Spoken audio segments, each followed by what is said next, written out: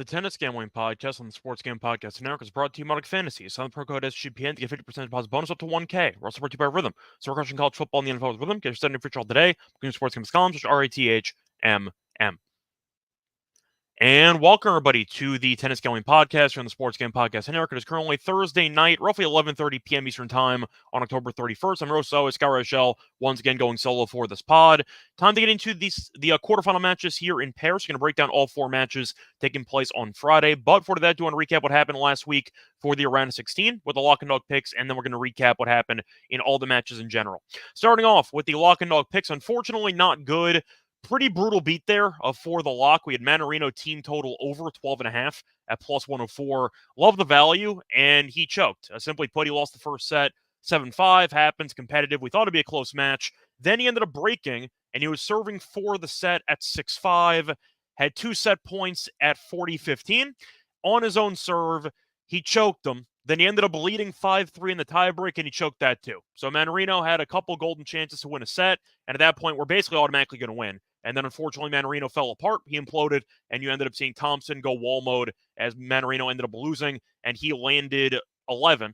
But once again, with him having two set points on his own serve and leading 5-3 in the tiebreak, pretty brutal to lose that one as he lost in straight sets. Picked up a loss there. For the dog, though, ended up picking up a loss with Khachanov and Papirin over 2.5 sets at plus 125. Thought it'd be competitive. It was. First, I went to a breaker. Second set was very close, but eventually Khachanov got the break. Really questionable decision by Papirin to let a passing shot go. He was there on time. He just chose not to get there, thought it was going to be long, and instead it was in, and that was on break point. So Khachanov got the break, ended up holding to win the match. But Papirin had a chance there to easily volley that, let it go on a bad read, and then you saw Khachanov get the job done there in straight sets. So basically, we were picking two competitive matches that would probably end up going three, and they were both a very competitive two. Picked up a loss there. Before we get into the actual recap, though, of the Thursday matches as a whole, want to remind you once again that you can show support for the show by liking and subscribing. And a reminder, you can also leave a rating and a review on Spotify or Apple. So if you're listening to the podcast here on YouTube, if you're listening to it on Twitter, for example, or after the fact, if you're listening to it on Spotify or Apple, you can show some support. Please leave some form of feedback. We appreciate it. Plus, a reminder, check out the merch store on the SGPN website. We have a lot of great Tennis Game Podcast merch. We have sweatshirts, t-shirts, and mugs, all high quality, all affordable, different colors for the shirts as well. So a lot of options. Check out the merch store, not just for this show, but for other shows with the network. And a reminder, once again, since we do have a bunch of shows with the network, you can show support for any of them by going to that podcast on Spotify and leaving a 5-star rating. Only you can help prevent corporate gambling from taking over. Anyway, getting into the actual recap of the matches on Thursday. Overall, a lot of fun. There were a lot of competitive matches. In fact, you ended up having 8 of them, and 6 went to 3 sets, which is really annoying because we picked the only 2 matches for Lock and Dog that did not go to 3 sets, which is pretty annoying. But either way, a point is, though, for the recap, Thompson beat Mannarino in straight sets, 7-5, 7-6. Tsitsipas beat Cerundolo in 3. Competitive matchup, basically deja vu from what we saw in the matchup about a week or two ago between them, and Tsitsipas 1 and 3 again. Khachanov beat Papirin in a competitive straight set, 7-6, 6-4. You saw Zverev beat Fees in 3. Fun match there. De Minaur beat Draper. I did like the over in that one. Thought it'd be the match of the day. In fact, there were a couple of them that were nominated for match of the day, but De Minaur ended up coming back from a set down as he won in 3. You had the Rune victory against Kaza for revenge in the Australian Open as he got the job done there in 3 sets. And Dimitrov won a marathon in a final set breaker against Rinderknech. Rinderknech was actually up a mini break there in the 3rd set breaker. Then he kind of fell apart down the stretch. Dimitrov was solid, and he got the job done there, 7-5 in the breaker. Now, the main shocker, I would say, from the actual slate, a lot of the favorites ended up winning. Draper lost. He was a favorite. That was basically it. I believe most of the favorites ended up winning, with the exception of the main upset of the tournament. Alcaraz lost to Humbert. Now, for that match, I did like Humbert plus the games. I like the over in the actual sets and the over for the actual games at 21.5. I didn't think Humbert was going to win, but Humbert got the job done. He dominated that first set. Won the first set 6-1, and then Alcaraz came back, which was expected. Went up a couple breaks there in the I should say he went up a break in the second, then he got the job done as he won 6-3. Then you figure, okay, well, Alcaraz kind of figured it out, and Humbert, I'd say his red line level of tennis ended up crashing, so we'll probably see Alcaraz win in 3. Not so much. Ended up seeing no break points in the entire 3rd set, and Humbert eventually got the, I should say that he had no break points for the first 11 games of the first set. And then eventually Humbert found an opening as he went up 15-40 with 2 match points, and he broke to secure the match. So overall, nice win by Humbert. He was around 4-1. Alcaraz had a good chance with a pretty soft overall draw since Medvedev lost. You saw Sinner, of course, withdraw. Even Tommy Paul lost. He was in his quarter. And then Alcaraz kind of fumbled it. So either way, not a great way for Alcaraz to end the Masters 1000 slate. He's going to, of course, respond or try to in the ATP finals. We'll see what happens. But kind of a shocker there. I'm not shocked Humbert kept it close. I'm surprised he actually got over the finish line, but he's in France. Of course, he looked good in the first couple rounds, and with the pace of the courts, Humbert does have a lot of firepower, which bodes well for him. But nice win for him, as he got the job done there against Alcaraz, as he won in 3 sets.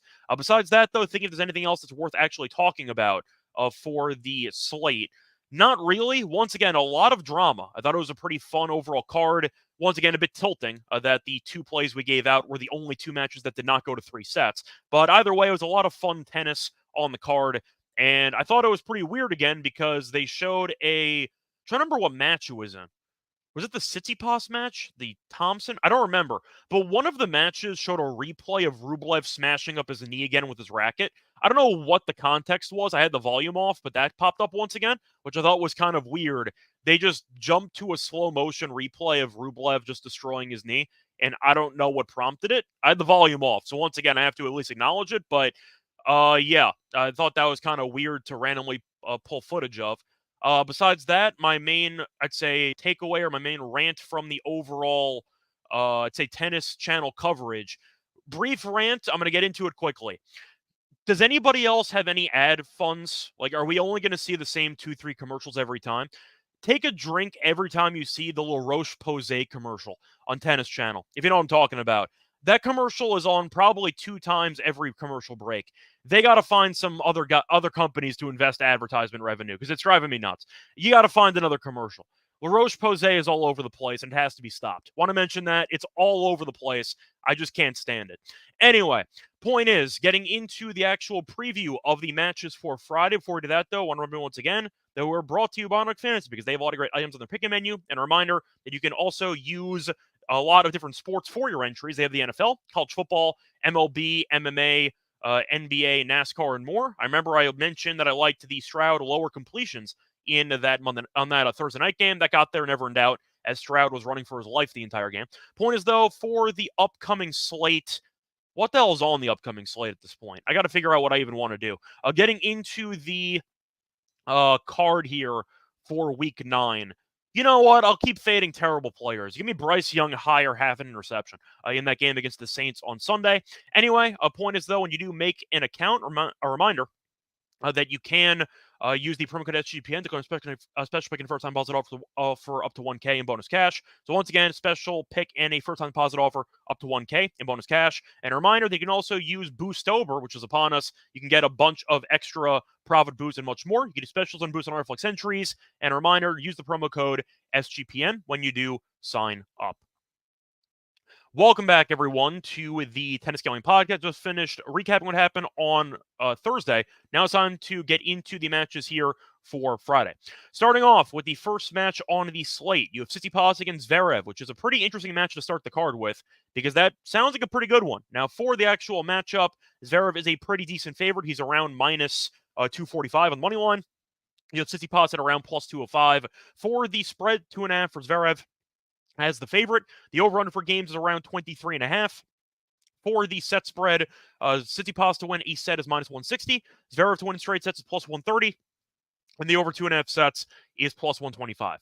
Now, for the actual head-to-head, Tsitsipas is up 10-5. So he has been good in the head-to-head, but Zverev has been better lately. We saw Zverev win the last hardcourt meeting in the United Cup. However, they faced off last year in Paris, and you saw Tsitsipas win 7-6, 6-4. Now, Zverev got the job done in 3 against Fees. Good win. Fees was in good form for the last couple weeks. Tsitsipas hasn't faced great competition. Beat Cerundolo in 3, beat Tabilo, and beat Baena in 3. So he's been fine recently. Not exactly amazing, but Tsitsipas has been kind of up and down, but he has been on a bit of a high note recently. But once again, pretty weak competition. And he did lose to Fees in Basel. We saw Zverev beat him. He also ended up beating Griekspoor, who's in good form in straight sets. So for this one, even though Tsitsipas is currently ahead 10-5 in the head-to-head, think that the price you could argue is maybe a bit high on Zverev, like minus 240. Maybe it should be close to minus 190. I think Zverev should win. It's a battle of head case guys, so you might end up seeing some drama, but Tsitsipas, I do think, is the inferior player compared to Zverev, and I thought Zverev was objectively good in that match against Fees. Seemed like Tsitsipas got the job done, but he also was pretty fortunate that Cerundolo just kept punting away free points the entire time. I think Zverev's serve will be effective. I think his return game will be effective. Tsitsipas still not the best returner, especially from the backhand side. I think Zverev will be able to look sharper in this one, and I think he'll be able to get the job done. Maybe it's close, maybe it's a marathon, but give me Zverev to get the job done in this one. Moving on to the next matchup, you have Rune against de Minaur. For this one, de Minaur is around minus 140, and Rune is around plus 120. Now, this matchup should be fun. De Minaur got the job done in 3 against Draper, was waiting for him to look healthier after coming back from injury, and it appears he is back to close to 100% health because Draper was in great form. The match was a lot of fun, a lot of competitive rallies. Draper ended up getting a break back in the third set. You thought it might have some drama to it, but then de Minaur immediately broke back, and the match was over from there. So de Minaur's been good. First set he dropped was against Draper, beat Kekmanovic in straight sets, beat Navone in straight sets. Rune, though's been good too. Did drop the first set to Kaza, then he ended up beating Bublik, and he ended up beating Arnaldi. So he's been good in the event. We know Rune is a bit of a hard court indoor. I can't call him a specialist, but he definitely excels in hard court indoor environments. But based on the head-to-head, it is currently tied 1-1. You're looking at the recent, it's tied 2-2, I mean. Rune did win the first 2 meetings, beat him in Stockholm in 3, beat him in Basel in straight sets, but they faced off twice last year, once in Acapulco. De Minaur did win that one in 3. I believe Rune was cramping at the end of that match, and then they faced off in London in 2023 on grass, and de Minaur did win in straight sets. So for this one, I understand why de Minaur is favored. You could argue that this line should be closer because de Minaur is definitely, I'd say, not a lock to win this. I think Rune's in pretty good form. But if you're asking me who I am going to pick to get the job done in this matchup, I like the over in this one. I really just see a bunch of drama. They have 3 career hardcourt meetings. 2 of them went to a deciding set. I see that happening again. De Minaur has had a decent amount of competitive matches recently. In fact, 3 of his last 7 matches have gone to a deciding set. And if you want to go even further than that, if you want to go back into Antwerp, he has had a total of 5 matches out of his last 9 go to 3 sets. So he's been a bit of a 3-set magnet recently, and I can see that happening in this one. Rune, though, has been the opposite. He's had mostly straight set matches, win or lose, but he had the 3-setter against Kaza. Dropping a set to Kaz, I think, is concerning. I know Kaz ended up beating Shelton. He looked good in that match, but he was still a lucky loser who lost to Fognini in qualifying. I think de Minaur is in slightly better form. It's going to be competitive. I like the over, but I am going to go with de Minaur to get the job done in what I think will be a very competitive match. Give me the over, 2.5 sets in that one. Moving on to the next matchup, you have Humbert against Thompson. And you have Humbert as a massive favorite. In fact, he's the biggest favorite on the entire board. So, as you know, Sinner ended up withdrawing. Djokovic didn't show up. Alcaraz lost. Medvedev lost. A bunch of long shots, basically, are remaining in the field with the exception of Zverev. So for this one, you are looking at Humbert at minus 275. Biggest favorite on the board. Thompson plus 230. Now, Thompson I thought looked good against Mannarino. He did buckle down after getting broken in the 5-5 game in the second set, much to our chagrin. But the point is he got the job done there, and he ended up winning in straight sets. Now, Thompson, we know, is a good hardcourt player. Did win a title this year. He made another final. He's been good, objectively speaking, on hardcourt this year. And so far in the event, he's dropped 1 set, beat Martinez in straight sets, beat Ruud in 3 sets, and beat Mannarino in straight sets. As for Humbert, he has dropped some sets, but faced good competition. Beat Nakashima in 3, beat Giron comfortably, and beat Alcaraz. So usually when you see a guy pull off this massive upset, it's one of 2 things. Either 1, the guy builds on that confidence-wise, and he dominates the match after. Or B, he's so thrilled that he beat the guy that he immediately no-shows the match and basically has an extremely underwhelming performance to follow it up. For Humbert's perspective, I think we're going to get option A.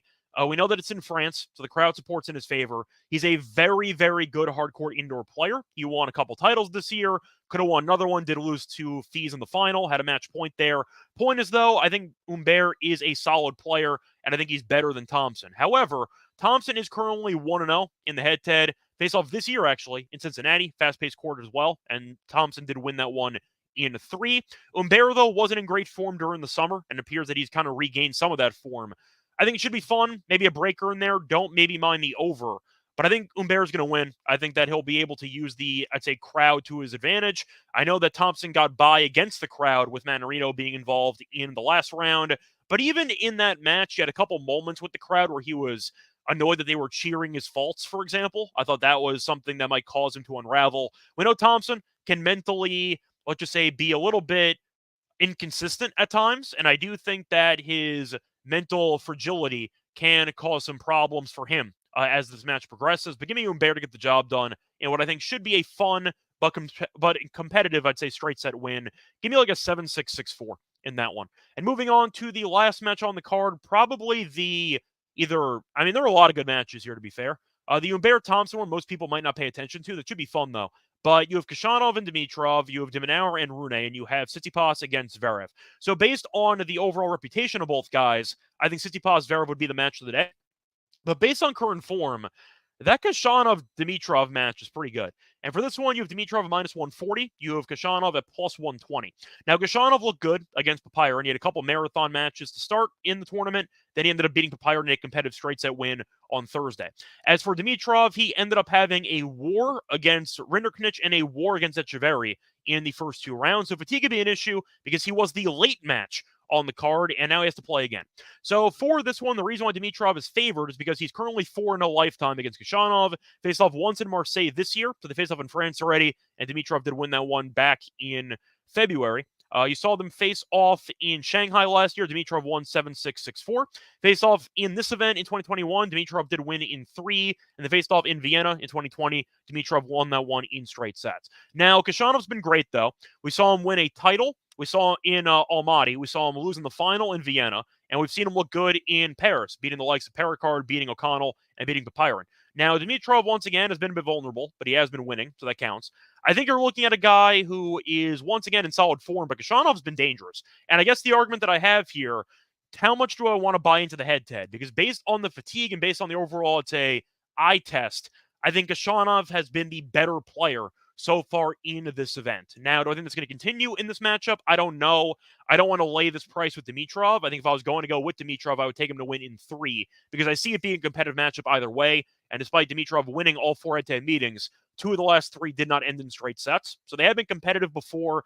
Khachanov been in great form. Best tennis he's played in a long, long time. And Dimitrov's been getting by. So I think that you're looking at what should be a pretty fun match, a baseline rally fest.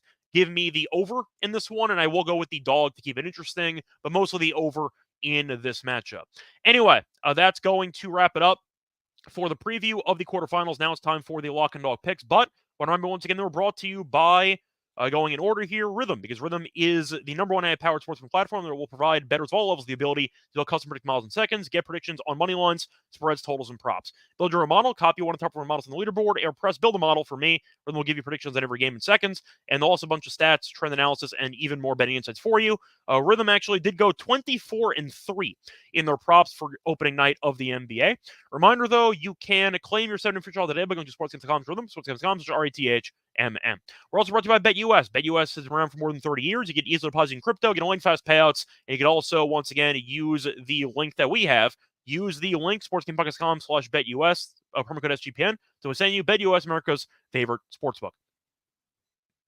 Welcome back, everyone, to the Tennis Gambling Podcast. Just finished previewing the quarterfinal matches for Friday in Paris. Now it's time for the lock and dog picks. For the lock, I am going to go to the first match between Zverev and Tsitsipas, and I do think that Zverev has been the better player. Yes, I do agree with Andrew. It is the head case Olympics. Maybe not as bad as some other guys we've talked about in the past, but it's definitely up there. I think Rublev has to be into the Olympics. Maybe this is like the semifinal matchup and the winner gets Rublev if this is the head case Olympics. But the point is, I do think for this matchup, Zverev is the better player. And I think that based on the price, I'm going to find a way to reduce the juice for minus 245. Give me Zverev to win the first set and the match at minus 136. For this one, Zverev's been actually great in the first set of matches. He's won the first set in 5 straight matches. We saw him lose to Musetti in the last event, did win the first set in that one, though. So he's been a pretty fast starter recently.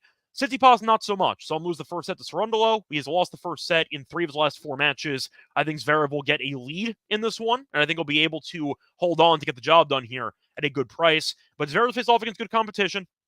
Comparatively speaking, looking at Zverev, he beat Fies, who is in great form. good hardcourt players, also in France. So there was some crowd element to it. Beat Greekspor, who's a very good hardcourt indoor player in straight sets. Tsitsipas, though, beat Cerundolo again. Beat Tabilo, who's been kind of a mess since winning that grass title. And he beat Baena, who's not good on hardcourt at all, as he won in 3. Not fully sold on Tsitsipas's recent form. He's been good, but the competition matters. I'm at least going to mention it. And Zverev, I think, has beaten better guys. But if you're going to give me a player who I think is a bit more consistent than Tsitsipas, very low bar. I know Zverev's not exactly trustworthy too, but compared to Tsitsipas, I do trust him a bit more. I think that his overall return game should be sharper than Tsitsipas's, but it's mostly based on the reducing the juice here. I'm saving about $1. I mean, he's minus 245. This is minus 136, and he's won the first set in 5 straight matches, and Tsitsipas has lost the first set in 3 of 4. Just by adding that actual caveat, you save about $1. I like the deal quite a bit. Give me Zverev to win the first set and the match at minus 136 in my lock. For my dog going to the last match, give me a war between Dimitrov and Khachanov. Give me the over 2.5 sets at plus 125. Each of Dimitrov's first 2 matches here against weaker competition have gone to a deciding set. You saw Echeverry, and you ended up seeing Rinderknech. Khachanov's better than both guys. Expect a very competitive matchup. Khachanov, though, has not had many easy matches either, as 2 of his first 3 matches at the event have gone to 3 sets as well. So both guys have been involved in a couple marathons. 2 of the last 3 head-to-head meetings also did not end in straight sets. Dimitrov won all those. I don't really care. Point is, though, you're looking at what should be a very, very competitive baseline battle between 2 guys that have been in good form lately. Give me the over 2.5 sets as my dog. So once again, the picks for the quarterfinals. Lock's going to be on Zverev to win the first set of the match at minus 136 against Tsitsipas. For the dog, I am going to go with Dimitrov and Khachanov over 2.5 sets of plus 125. That's going to wrap it up. A reminder, we're back once again for the semifinals in Paris. And a reminder that you can find me on Twitter at Reichel Radio, find me on the NBA show and the find me on the NBA show and the MLB show, of course, but the season's over for MLB. Find me here as well, multiple times a week. But a reminder, you can also show support for the podcast. Leave a rating and a review on Spotify or Apple, and please like and subscribe on YouTube. Until next time, good luck to all of you and all of your bets. Bye, everyone.